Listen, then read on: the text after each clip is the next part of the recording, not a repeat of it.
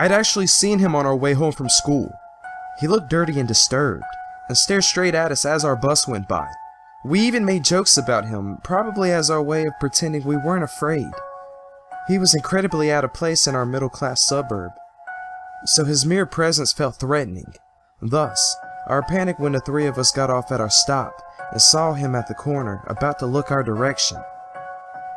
He was between us and our houses, and the bus had already pulled away, so we bolted for the bushes of a nearby yard.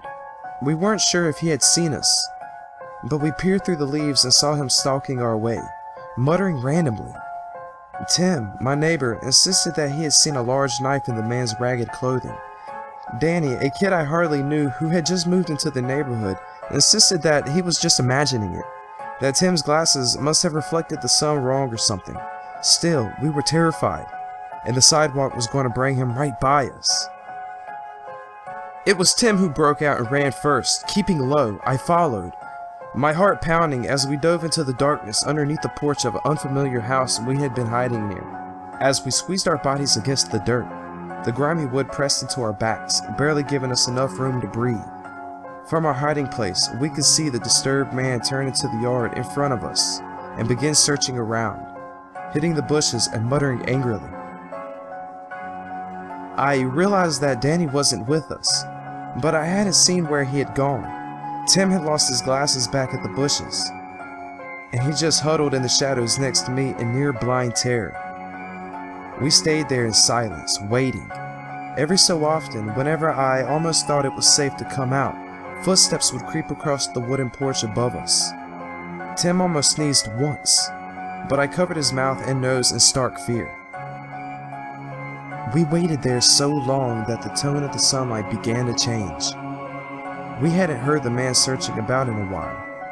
I was just getting ready to peek out when footsteps clattered and a thud hit the wood directly above us. A split second later, Danny's face appeared in front of us upside down, and he looked at us through the lattice.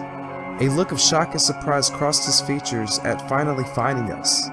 He whispered something, but I couldn't hear anything. He seemed to be saying, "Come closer."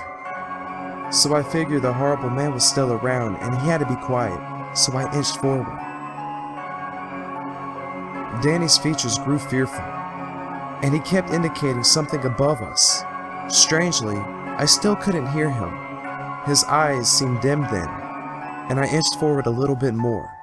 I froze for a moment in horror and backed up.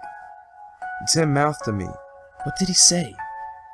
And I just shook my head completely in shock. Danny hadn't conveyed "come closer." He had mimed, "He's up there." The drifter was unknowingly sitting right above us, waiting, because he knew we had to be somewhere in that yard. There was nothing to do but wait in silence, trying not to scream. I was glad Tim had lost his glasses. I lay there as darkness descended, waiting on unwavering terror and trying not to feel the glassy stare of Danny's severed head as it rested in the grass a foot away.